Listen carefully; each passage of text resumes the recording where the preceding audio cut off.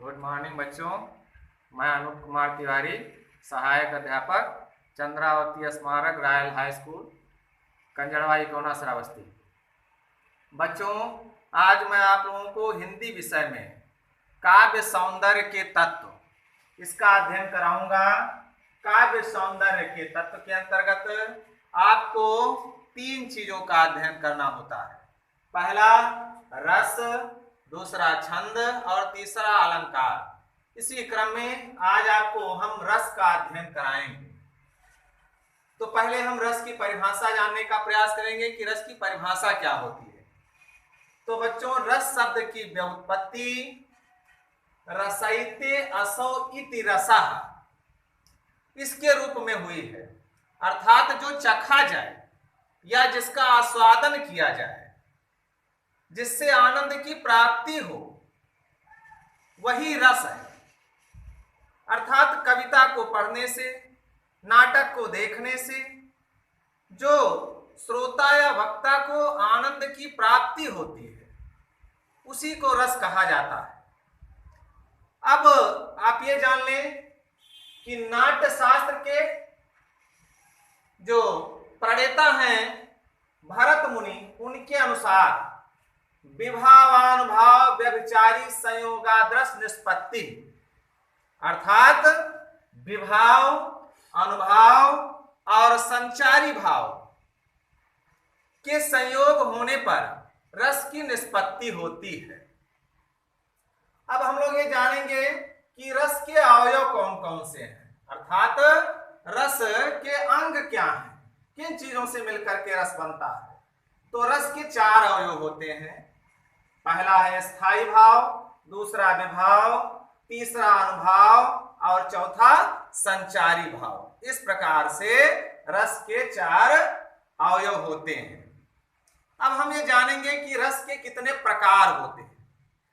तो रस के प्रकार में जो प्राचीन भारतीय आचार्य हुए हैं, उनके अनुसार स्थायी भाव की संख्या 9 मानी गई है और उन्हीं के आधार पर रस की संख्या 9 होती है, जो कि इस प्रकार से है। तो अब बच्चों हम देखेंगे रस और अस्थाई भाव।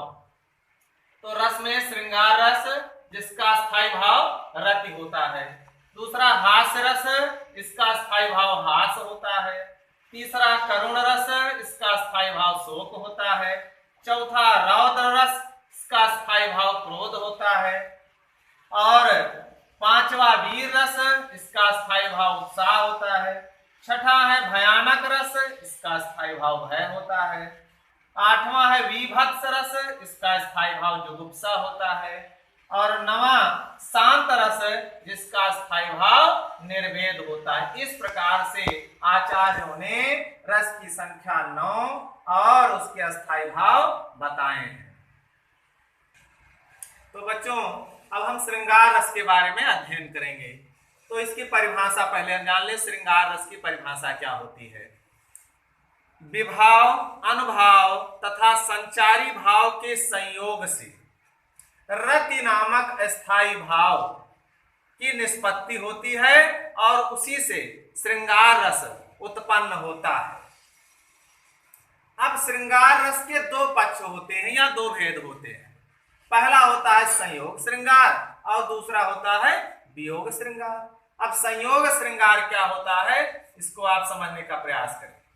जब नायक नायिका के मिलन का वर्णन होता है,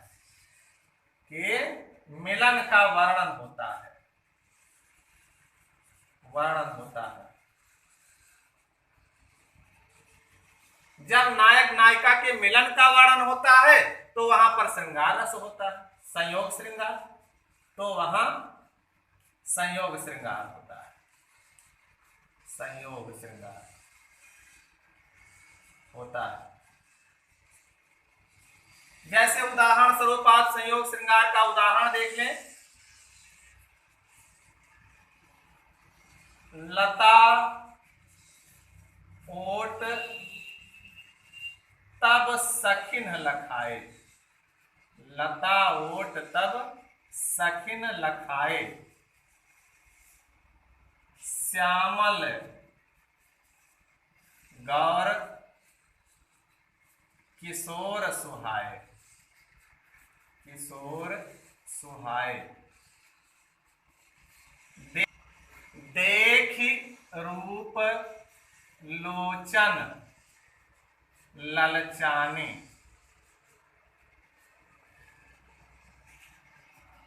हर्षे जनु निज निधि पहचाने।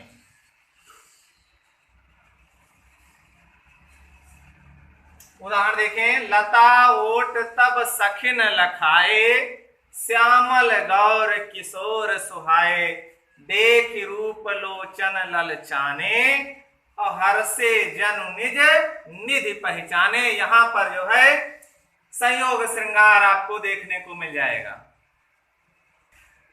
अब अगला देखेंगे श्रृंगार रस का दूसरा क्या है, वियोग श्रृंगार।